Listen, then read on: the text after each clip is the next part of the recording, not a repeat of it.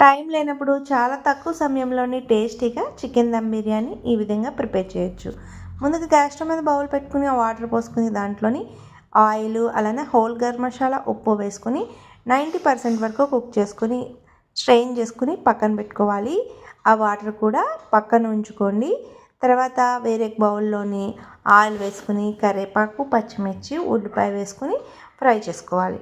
ఇవి ఫ్రై చేస్తూ ఉండగా ముందుగానే ఉడికించి పెట్టుకున్న ఉప్పు, కారం, పసుపు వేసి ముందుగానే ఉడికించి పెట్టుకున్న చికెన్ కూడా వేసుకుని ఇదంతా మిక్స్ చేసుకొని ఫ్రై చేసుకోవాలి.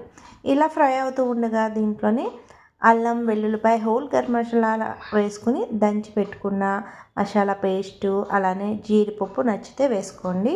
దీంట్లోనే టమాటా కూడా వేసుకుని సరిపడా కారం, నిమ్మకాయ రసం వేసుకొని ఇదంతా ఫ్లేవర్ పట్టే విధంగా సిమ్ ఫ్లేమ్లో ఫ్రై చేసుకోవాలి.